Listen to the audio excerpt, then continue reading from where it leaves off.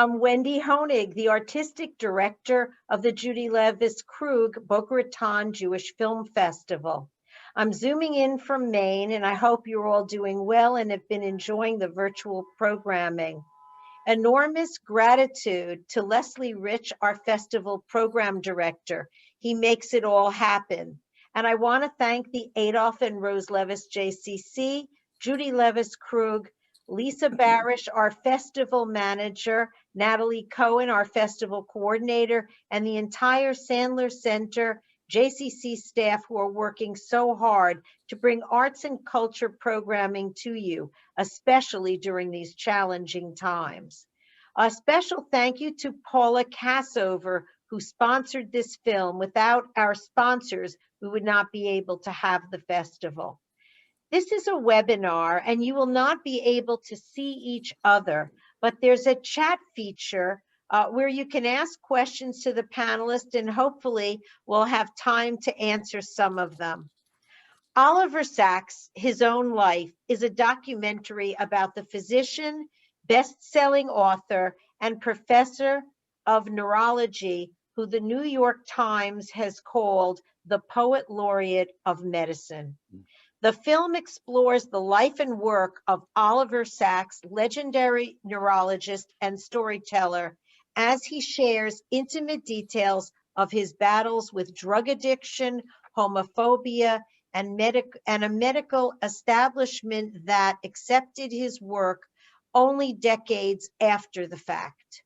I'm delighted to have with us tonight from the film Oliver Sacks, in his own words, Ric Burns, internationally recognized documentary filmmaker and director of the film, and Kate Edgar, Oliver Sacks' longtime friend and collaborator and editor. I'd first like to congratulate you. Oh my God, this film is incredible. Oh, you did fantastic. And I then want to find out where you're all, Rick, where are you zooming in from? I'm in my kitchen on 110th Street and Riverside Drive. On the fourth floor, you know, it's frigid Hudson River out the window, but you know, what better place to be? Wow. And how about you, Kate? Where are you coming in from? I'm in my office at 83rd and Broadway, so not too far from Rick. Oh, wonderful, wonderful. Well, it's colder in Maine. Rick, you're a writer of documentaries, and you've won 3 Writers Guild awards. How is the film different than your other work? Well, it's for me, that's such a great place to start, Wendy. I mean, you know, there's no writing in it. Or rather, the writing is Oliver's. And because some of the film, a considerable amount of the film, is Oliver reading aloud from a book that was unpublished when we were filming him, this extraordinary autobiography that he wrote, which came out in April of 2015, a few months after we filmed him, and really just a few months before he died, On the Move, which is just an incredible account of his life, an 81-year-old man looking back and really coming clean in ways that he had not before. And it was really, Kate knows so much about this part of it, but you know, so it was its own kind of challenge to take a person and a personality of such depth and breadth and so many interests and so many complications, who was also, I mean, the key to why we were there is Kate called us up in early January and said, you know, Oliver's dying, will you come in and start filming? So we did. We kind of bundled in, you know, as quickly as we could within a few weeks. And the film kind of formed itself around this sort of impromptu discourse and conversation that began on a Monday morning in February of 2015 and went on for 60 hours, the first interview, 5 days, 12 hours a day, and then on into April and June, and was, you know, about a person reflecting on what their life was and meant and had been, and the people he knew. And he was, of course, surrounded. It was so wonderful for us. His apartment on Horatio Street in Greenwich Village, you know, was kind of, there was this sort of rotating group of people who he knew and loved, his family members, his sister-in-law and niece, and Kate, Edgar, of course, and Billy Hayes, his partner. And so there was something very special about having this group, which was always a little bit the same and always a little bit changing throughout those first 5 days, because they were sort of like, I felt like we were out on a kind of like an Oliver Sacks savannah with his own group of people. And that they've had there's a certain kind of comfort that he clearly took in them and that they had with him that was special as a filmmaker, to be able to sort of suddenly fly in and be on a fly on somebody else's wall like that. But it was, you know, it's a challenge. Oliver is a really complex, deep, wonderful person. And, you know, when you're invited in to do a film about a person who you admire, whose work you know and who you admire, who I'd never met before.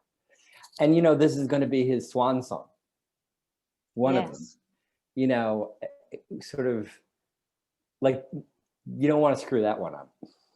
No, and you did him right. You did him right. Kate was there with us the whole time. Listen, Rick, you just mentioned that Kate contacted you to do the film. So Kate, how did you know Rick? Tell us about, what's your relationship? Well, I knew Rick as a filmmaker. You know, he had, I mean, his work is so wonderful, and there, among other things, this wonderful series on the history of New York City. And I've recently seen one of his films about the history of whaling. And I had met him socially once or twice. I knew his wife. And I just thought, well, this guy I knew would be a brilliant intellect that could match Oliver's. And I thought that would put Oliver at ease, to know that he was talking to somebody at that level. And my intuition proved to be right. You know, we had a little initial brief sort of get to know each other meeting without cameras, and it was clear that the two of them sort of spoke the same language. Mm. So it was just a really good, wonderful stroke of luck. And Rick showed such incredible insight into this man who he'd never met before. And part of it was, you know, that way that the filming was done in Oliver's apartment, surrounded by other people, was just genius, because it did put him at ease. He was a very contradictory person, as we all are, and he could be very shy, but also he loved to perform. And, you know, who better to perform for when you've just gotten a mortal diagnosis than your closest family and friends. His sister-in-law, Rick mentioned, had just flown in from Australia, having heard, you know, this news. And it was an incredibly special and intimate time in all of our lives.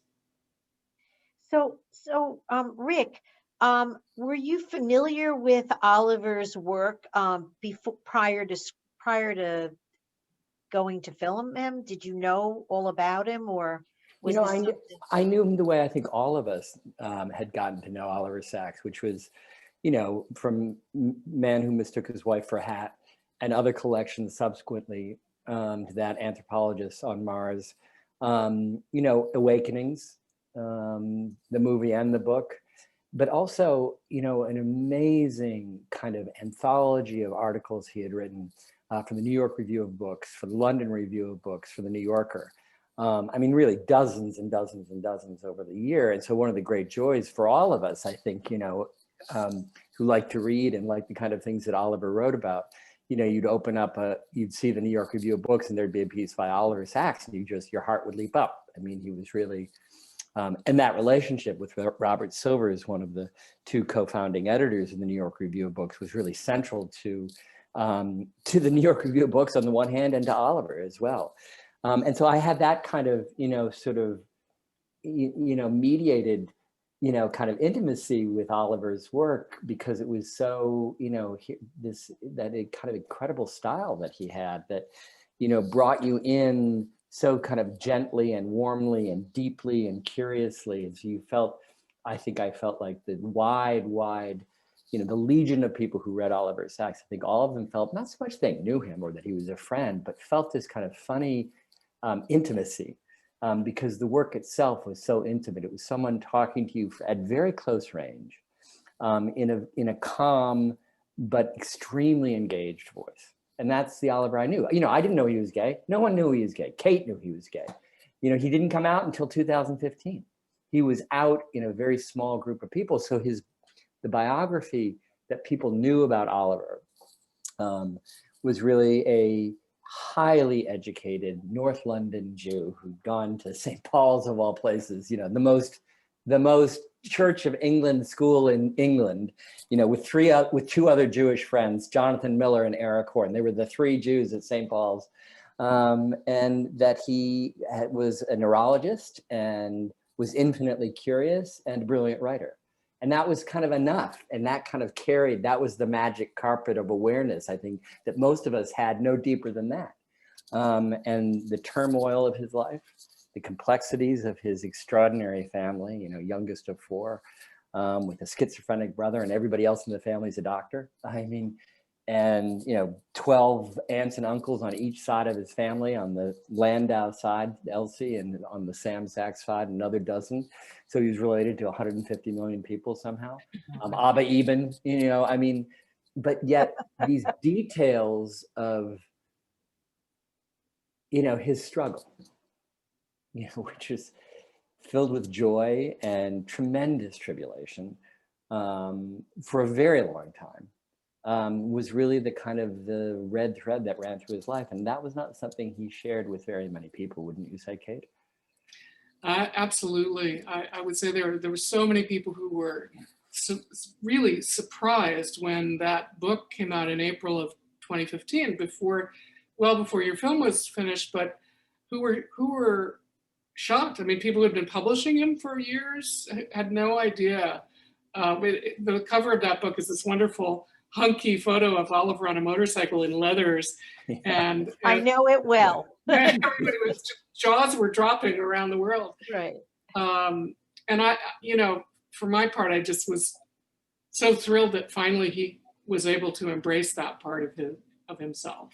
Well, you know, I have a question that I'm not sure which one of you I'd like to ask it to, so I'll let you decide. Oliver started recounting his life story very shortly after his diagnosis. Why do you think it was so important for him to capture his legacy? And talk a little bit about that. How did he feel about that? Kate, do you want to go with that? Sure. I mean, you know, his legacy was certainly on his mind as he turned 80. You know, he wrote a wonderful piece about aging and the perspective that comes with it, and that piece was published in the New York Times and later in his book Gratitude. So he had, just to set the scene, in December of 2014, he had delivered the manuscript for this autobiography, On the Move, in which he comes out as a gay man and reveals so much else. He had just sent that to his publisher. And really 2 weeks later, he gets this terrible diagnosis. And I think pretty much the first thing I did was call his publisher and say, look, you please, is there any way you can publish this book before September? Because he's not going to be around by then.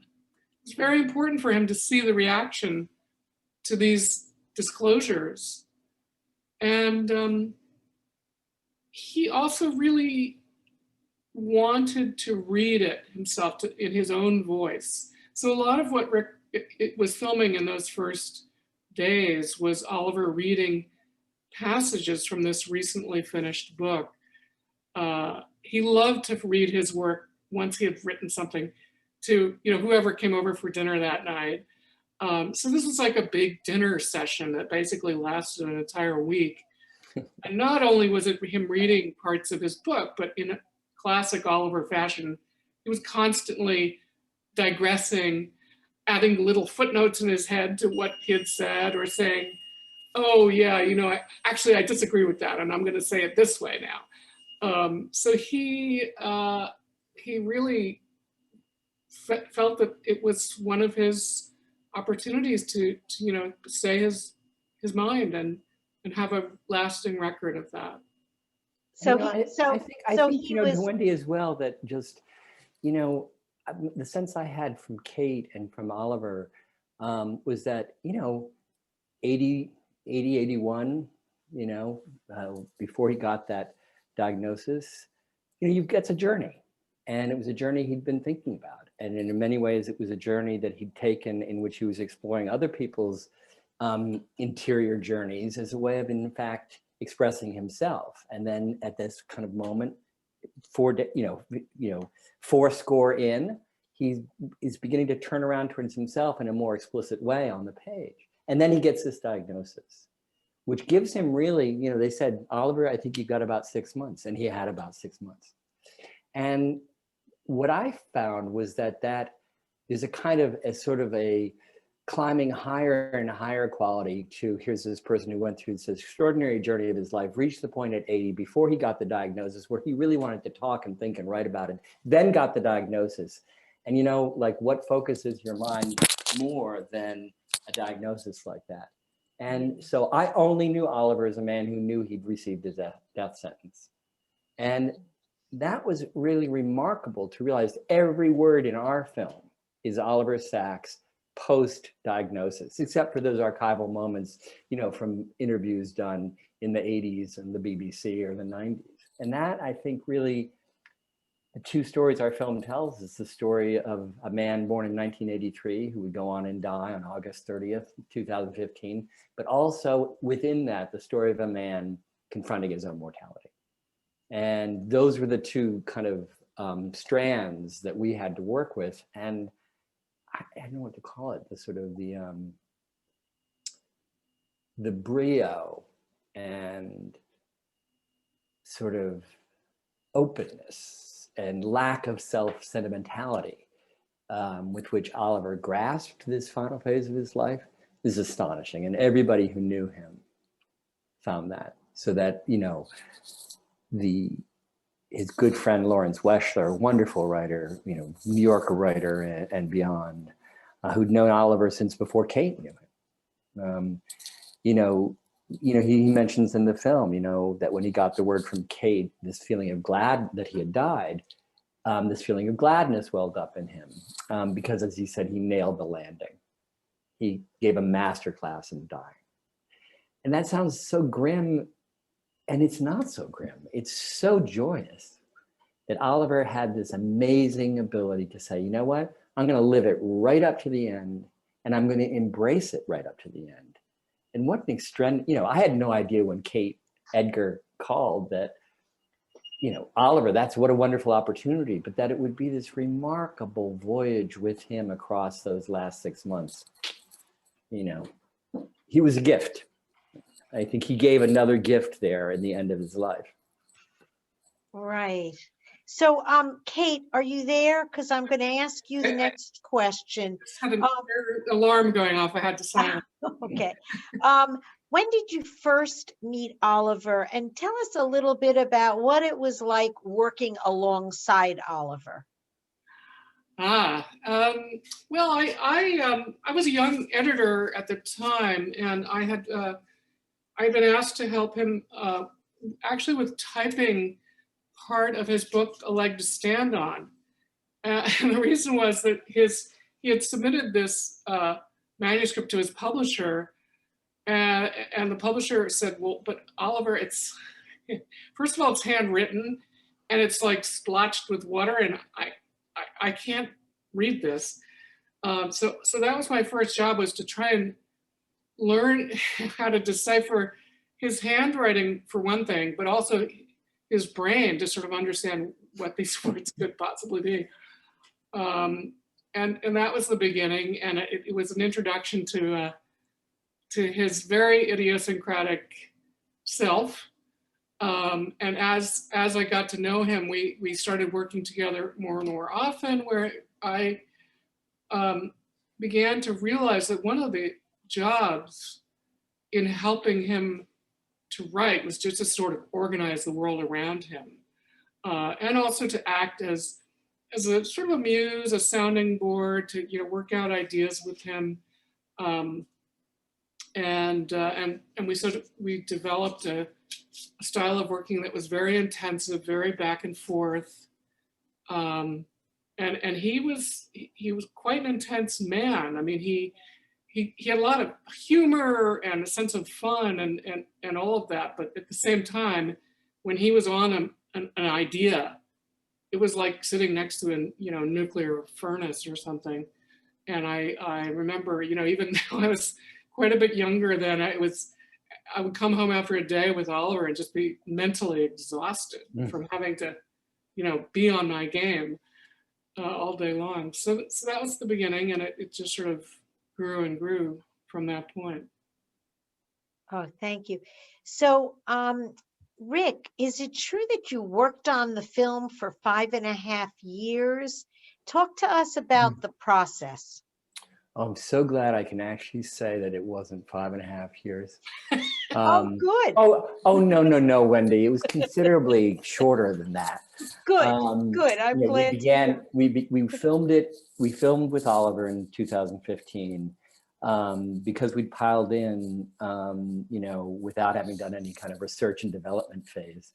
We then, after he died in August of 2015, we began interviewing people who knew him and ended up being able to interview an incredible cohort of people. I mean, the people Oliver Sacks knew, from Touretters like Shane Fistel, to autistic people like Temple Grandin, to neuroscientists like Christoph Koch, to Jonathan Miller, his closest friend from high school, who has passed away, but is extraordinary. So the people we were able to talk to after he died, thanks to Oliver, of course, thanks to Kate, who acted as, in a sense, a co-producer of the film, helping us open doors and bringing us intimately. So we had, as Oliver had Kate, we had Kate as his continual, an asset par excellence for the project, and Billy Hayes.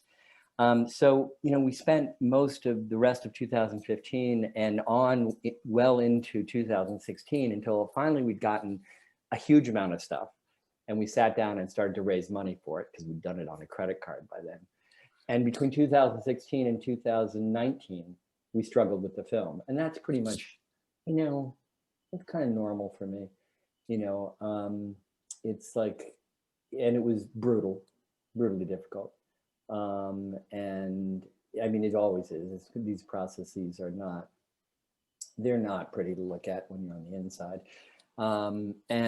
But you stick with it. And as I love to say, our motto is we kill it before it kills us. And like so that. in the end we did, but it was very difficult to get the balance right, to get the tone right, to know how to start it, and by killing it before it kills you, it basically means at some point a film begins to tell you how to make it.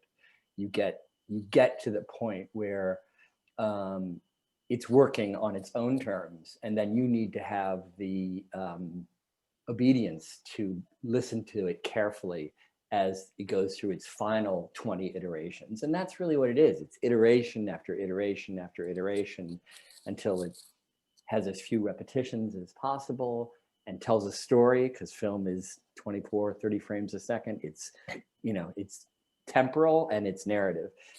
And so it takes a long time. We had wonderful partners. It was amazing. And the people, Christoph Koch, this extraordinary neuroscientist who'd worked with Francis Crick, who co-discovered the double helix of DNA, and then went on to be a major pioneer in brain science and neurology. So we had this amazing group of people and an asset of partners from the Howard Hughes Medical Institute, Tangle Bank Studios, to the Sloan Foundation, to Vulcan Productions, a Paul Allen Institute entity, American Masters. So we had so many partners, which, that's a briar patch you want to be thrown into, but it's a briar patch, let me tell you. So, that's why it kind of took a very long time. And finally, somehow, the way these things do, in early 2019, it wasn't a problem anymore. Suddenly it was finding its form. And it came out, and after this kind of we were bushwhacked from the briar patch. And what was amazing was to see instantly how Oliver speaks to people. Rick, You know, how, Rick, I really, it did feel like a long time when we were in the middle of it.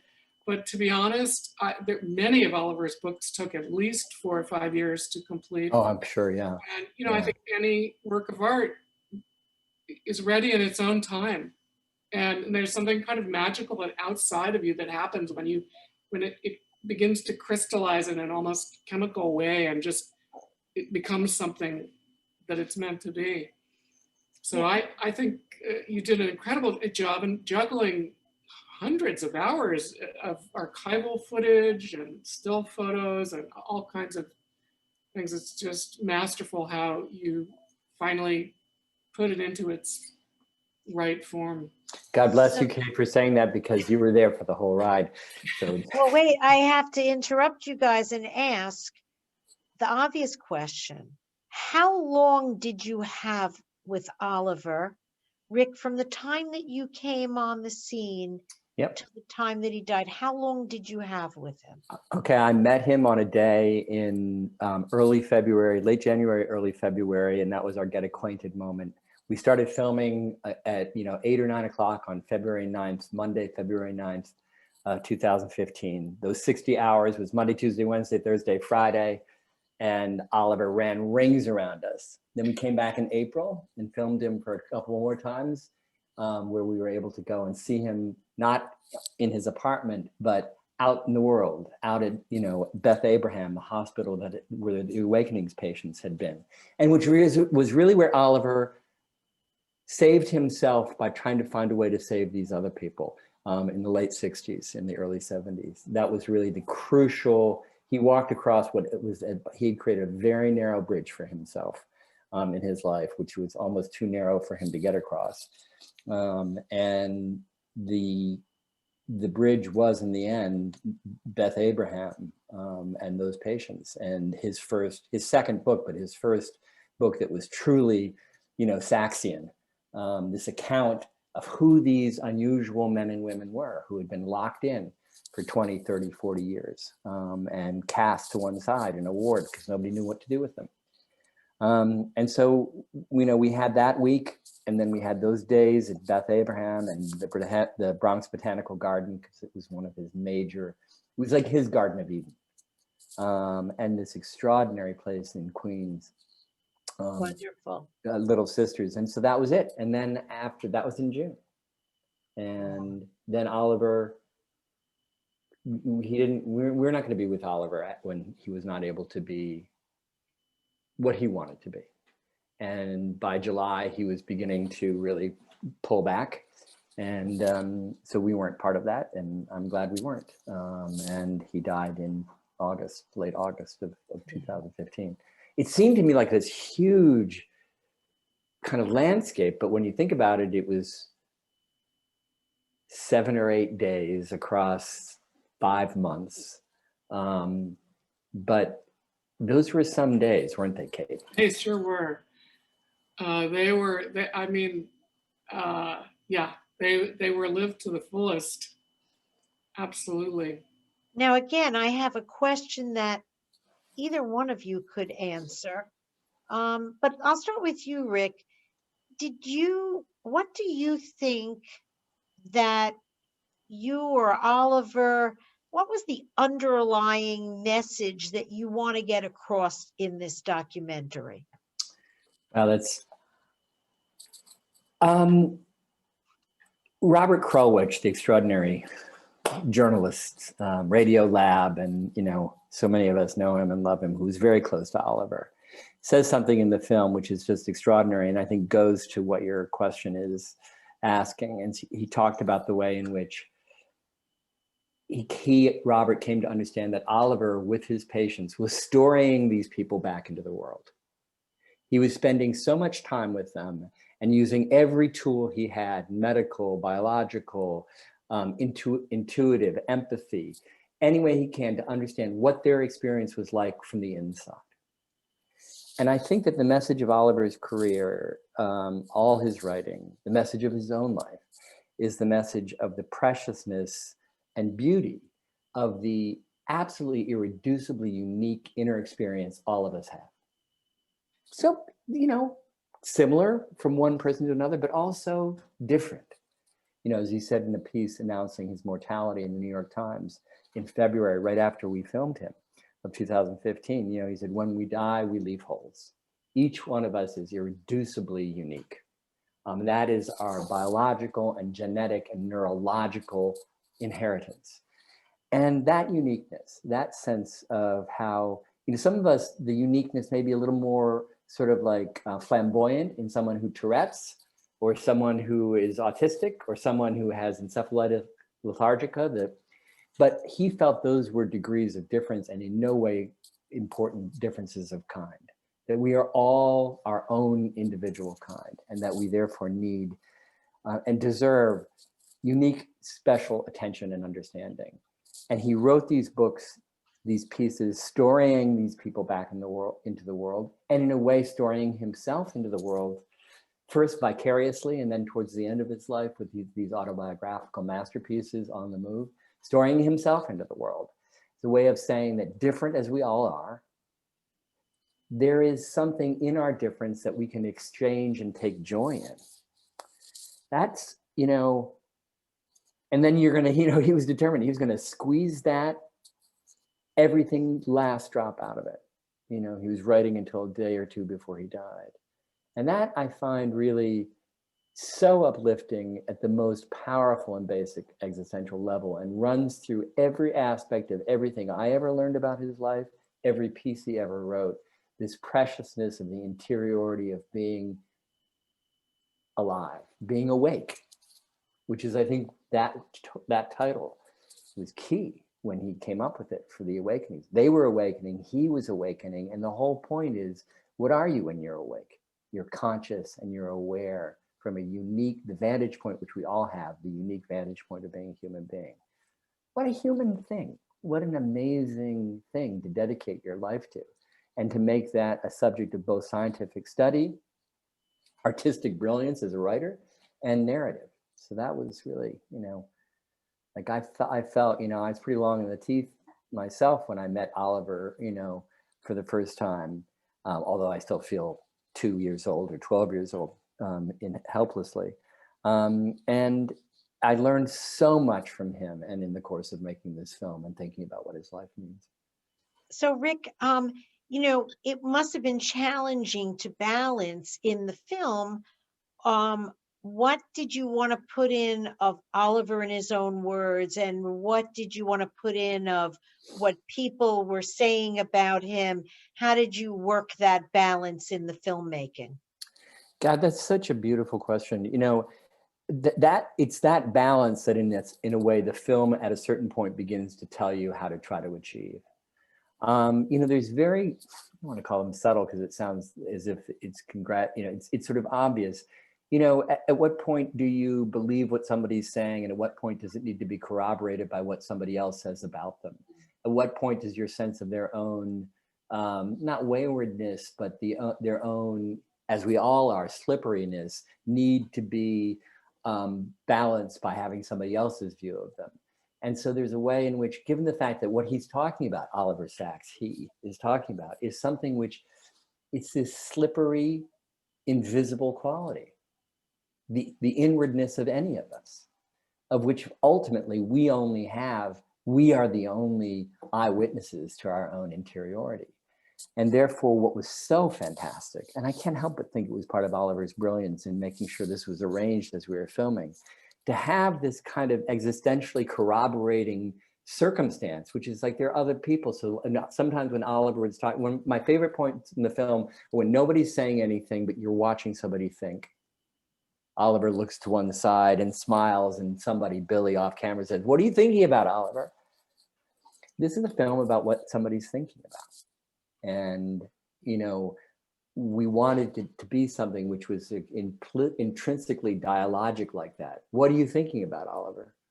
So you could sort of feel, you know, that there is this interplay between who Oliver is and what he's thinking and feeling, and what the world around him is doing in response to him. And that's, you know, that was, you put your finger exactly on what took so freaking long to do, because too much of one thing would mean Oliver was kind of being marginalized and hear the story of his own life. Too much of Oliver just by himself, and you realize that it was somehow losing a balance in the other way. And so it was finally, and then to be able, therefore, to have, of course, only the people who knew him best. Billy and Kate were in bed with him when he died. Oh. You know, they then called the next ring out, people like Ren Weschler, a few other people who got the news or got it by text. So to sort of feel somehow that one had been privileged to be given the echo chamber of an individual's life, not just the person, but the immediate circumstances, the people who meant most to him, who could, you know, including people who were like, you know, like whatever, whoever said, no man is a hero to his valet. No man's really a hero to his closest friends. They're a person to his closest friends. And to be able to have had these people who knew and loved Oliver so intimately and so well, to have all their subtlety and sensitivity as we made the film, you know, I felt their subtlety and sensitivity became part of the film as a result. Yeah. Ric, what would you say surprised you most about Oliver when you were getting to know him? How freaking tough it was to be Oliver. Mm. You know, here's a person whose career was based on writing about people in extraordinarily difficult situations. You know, it was difficult to be Oliver. And he knew it was difficult to be Oliver, you know. And he also knew that he didn't have encephalitis lethargica, and he didn't, you know, didn't have one of the more severe afflictions, but he had a life of tribulation and a life, you know, his closest sibling was schizophrenic. He was homosexual in a circumstance when that, you know, Alan Turing was chemically castrated for coming out, you know, for his acknowledged homosexuality in the 1950s. That was Oliver's England. So between his sexual issues, his schizophrenic brother, the kind of abomination of his mother kind of like cursing him at 18. And I think that even if he'd had none of those things, it would have been like a double black slope, to use a skiing analogy, for Oliver. He's heading downhill through complicated terrain the whole time at increasing speeds, and with there being sort of threatening circumstances continuously. So that to understand how he had navigated, sometimes he wasn't navigating. Sometimes, you know, he was with his hands off the motorcycle, you know, handles and zooming down a road at, you know, 90 miles an hour. I mean, there were times of enormous danger, and that he had the ability to go through that and find his way, make his way, you know. And I think that people like Oliver Sacks, they partly find and partly make their way. And what he had to deal with in that process of finding and making was incredible. And then he earned his, you know, at a certain point, you go, look, here I am, I made it. And there was never one moment where he finished making it. And Kate came in his life at this crucial moment. He'd made it through the narrow bridge and wasn't immediately going to die any longer of overdoses or of one form of self-recklessness or another. But nevertheless, as Kate, you know, he had not yet become the Oliver Sacks we know exactly when you came on the scene, and your arrival was key to that. I think that's in large part true. And I, you know, as you were talking, I was just thinking back to the early days when I was getting to know Oliver, and the more I found out, because of course I heard all these stories fairly early on, I was just amazed that this man was still alive. Right. And you know, if anything, I think the film does not overstate those perilous positions that, you know, he often put himself into, but sometimes was just helplessly thrown into them because of who he was, and how strongly he felt, and how much he wanted to communicate to the rest of the world, and yet was constantly stymied by the world ignoring him or dismissing him. So yeah, absolutely. It's an incredible thing that he lived as long as he did. So, Kate, Oliver Sacks is the uncle of the late Rabbi Lord Jonathan Sacks, the very Well, famous Orthodox British rabbi. And what was their relationship? well, I have to. I'm sorry to say, I have to correct this. It's a misapprehension that's going around the Really? internet. There Oh, Oliver did have a nephew called Jonathan Sacks, but it was not the chief rabbi Jonathan Sacks. ah, Johnny Sacks is actually in Ric's movie, and you see him reflecting on the early days of Oliver and how worried the family was about him. Oliver did have a small amount of correspondence with the chief rabbi in later years, and I think that Rabbi Jonathan Sacks knew Oliver's father, who was very devout, very much of a Hebrew scholar, and both parents, were very, very important fixtures in the Orthodox community there. So, but I'm glad you brought that up because a lot of well, people. you just straightened me and the entire internet out. Good I hope going, so. Kate. I hope so. So, let me ask, Ric, what were some of your favorite interviews that were included in the film? And if there are things that you regret not having included and wanted to, tell us about that. You know, one thing I regret is that there were so many people we interviewed that at a certain point there was an embarrassment of riches. There's an extraordinary neurologist, neuroscientist, Antonio Damasio, from USC, and he gave an incredible interview. But at some point, the discipline of you cannot repeat yourself in a film. You can repeat yourself in a conversation, but you can't repeat yourself in a film, and people's patience for that. So there were people who lent their time who I really regret, but I don't regret ultimately that they weren't in the film. And that, it's really kind of a very delicate brain surgery towards the end of a film where you're really, slicing things by 1/24th of a second. And, you can tell the difference between, one frame longer or shorter at the end of a film. And that means that, if you're able to say, you know what, let's extend that by 2 more frames, 1/12th of a second, that means that you have a pretty good idea of what you want and what you don't want.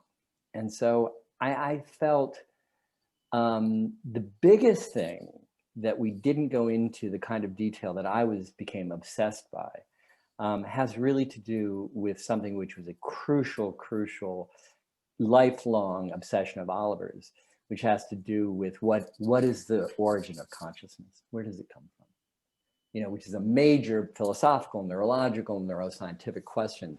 So what we're going to do is it won't really be kind of an Oliver Sacks part 2, but it's going to use a hell of a lot of Oliver's interview, which didn't get into it, and also interviews with these incredible brain scientists, some who were in the film and some like Antonio Damasio who weren't. To go into a question, which will be another thing altogether, which is like, here we all are talking with you, each of us inside their own skull, looking out from the inside out. By grace of what miracle of reality were we all given one of these things? And it's the question of all questions for many, many scientists. Where does consciousness come from? If it's not God-given? And Oliver felt that it wasn't, and that it arose from, the kind of whirl of. So that's what we're going to do. And so I'm going to be able to sort of surprise the world at some point down the road with a film where Oliver is going to be walking and talking again. And now with this group of people who are just as obsessed as he was with with this problem of consciousness. Yeah. Well, I will look forward to that film. Yeah. And we want to premiere it. we would be, it would be our honor, Wendy. It would be really wonderful. Ours. No, not I'm at sorry, all. Kate, what were you saying? I was just saying, if there were, if Oliver were somewhere looking down, he would be thrilled by the idea of this other film, I'm sure. Oh, that's great. And yeah. and let me ask you a question, Kate. What do you think, if you had to evaluate, what was Oliver's biggest impact on the medical field? And also tell us what you miss the most about him. Mm. Oh gosh, I miss everything about him. But I think we have to say that his biggest impact on the medical field was to sort of bring the case history, the individual story of a single patient back into fashion. This was something that he grew up on in the 19th century when neurology was really becoming established. It was mostly becoming established by descriptions of specific patients, and many of these patients had lost one faculty or another, and this was helped neurologists in a sort of detective way to figure out which part of the brain went with which ability or disability. And in the 20th century, as we got very sophisticated technologies and we got more into population studies, there was this famous Framingham study in the 1950s where huge numbers of people were studied over a long time. And we learned a lot from that, to be sure. Statistical studies are very important, quantitative studies are very important, but he argued always that we as humans were individuals, that our brains were shaped individually. And it turned out he was very prescient about that, because it wasn't until the end of the 20th century that neuroscientists began to understand something about how it is that we shape our own brains, or they shape us, however you want to put it. It's not that different parts of your brain are pre-dedicated. It's true, in some ways they are, but very flexible, very adaptable, very able to learn new things even well into our old age. So I think that is huge. Amen. And Kate, what would you say was the most important things that you gained from your relationship with Oliver? Well, I mean, so many things. In all of my years, we traveled widely. We met incredible people, had all these incredible discussions. I could literally feel my brain kind of resetting itself quite a lot. And for me that was very important. I tend to spend too much time in my own head and trying to figure things out like that. But I think I learned an awful lot about the creative process, about the process of writing, about simply being with one person for a period of decades, and watching them grow and vice versa. So it was a very rich relationship. I'm still close with a lot of his family and his friends. So it was a whole lifetime, almost like a marriage. Although my husband, I must say, is very understanding and tolerant, and also quite a brainy person, but so much. Rick, I'm going to ask you, please talk about Oliver's contributions in relation to today's diverse world and the issues that we face today, and how we relate to one another. Wow.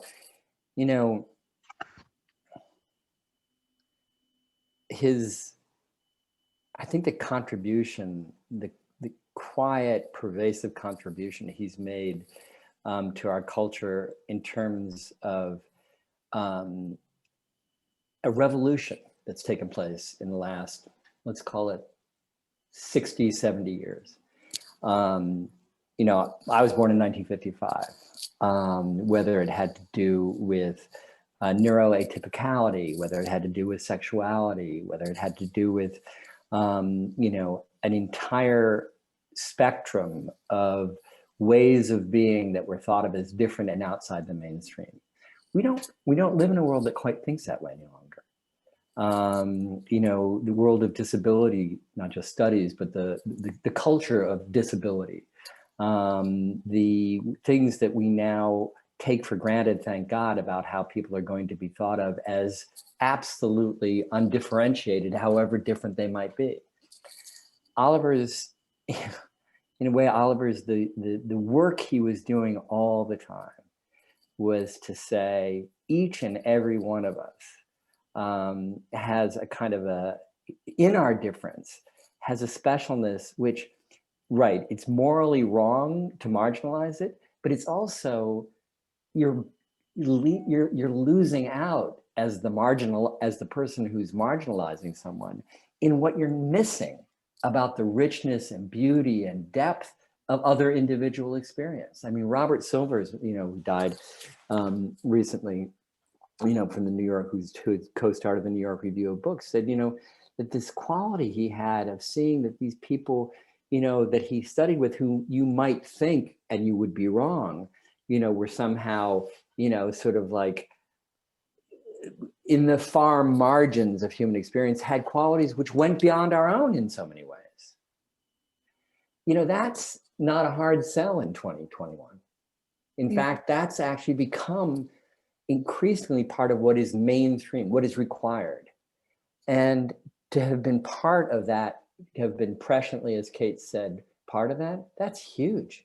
I mean, that's just, and it goes to every aspect of difference, including things where, you know, you would think and you would be wrong, that someone who can't speak and is, you know, statuesquely locked in their hospital bed in a, you know, ward in the Bronx, you would be wrong if you thought that they didn't have a full and deep and rich experience, which might need a little bit more effort to, as Robert Krulwich put it, story it back into the world.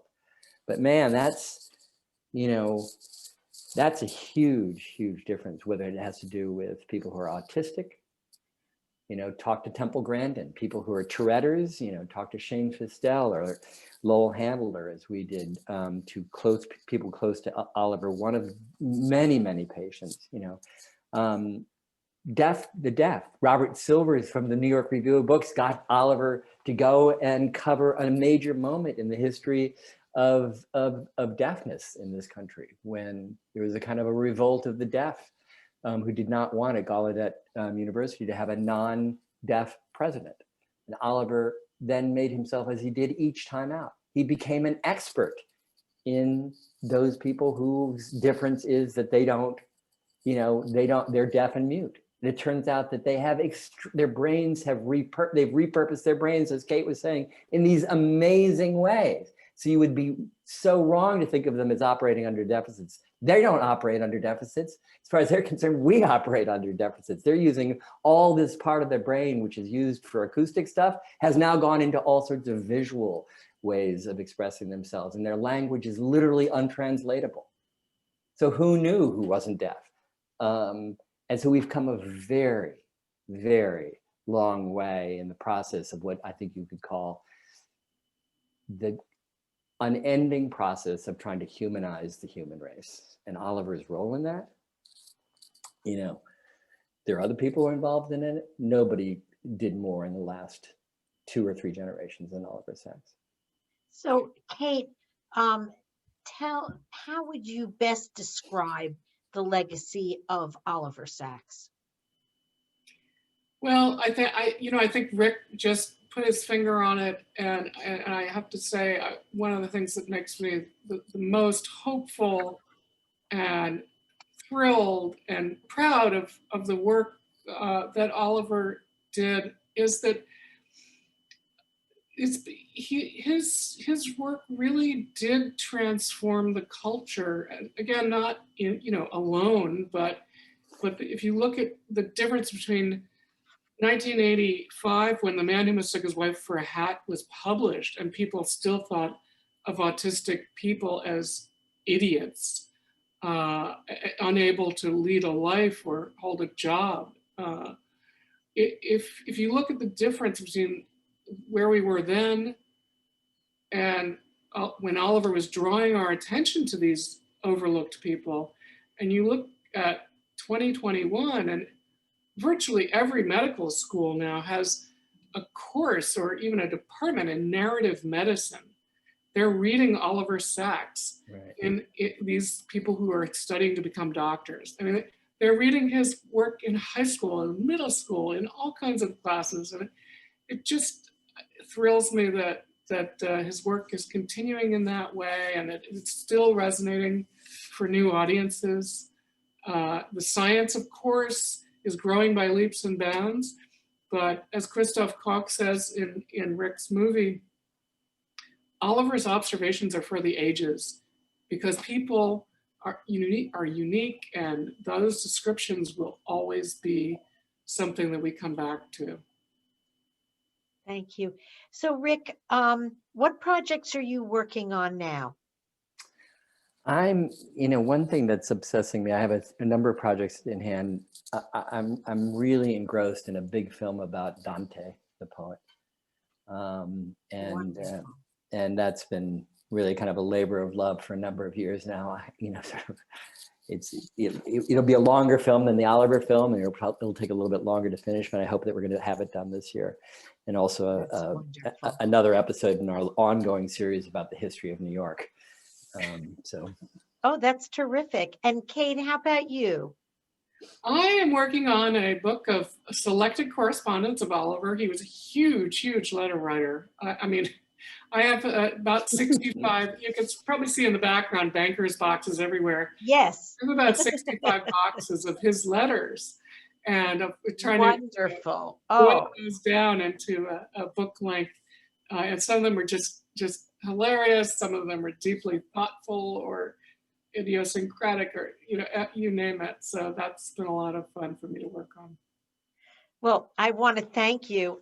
In conclusion, I want to thank you, Ric and Kate, for sharing this extraordinary documentary with us. Oliver was clearly brilliant, provocative, inspirational, and compassionate person. We can't thank you enough for sharing Oliver's story with us tonight, and so grateful that you spent this time with us. We also want to thank all of us all of you in the audience who are joining, and hope that you've been enjoying all of our festival programming. Stay tuned. There is so much more to come. Thursday night, February 4th, we will be having the Book of Curses. We'll be having the Filmmaker, and we will also be having Rabbi Leon Weisberg. So I hope it's 7 o'clock that you'll be able to tune in. So stay tuned. There's a lot more to come. Stay safe and healthy. Good night.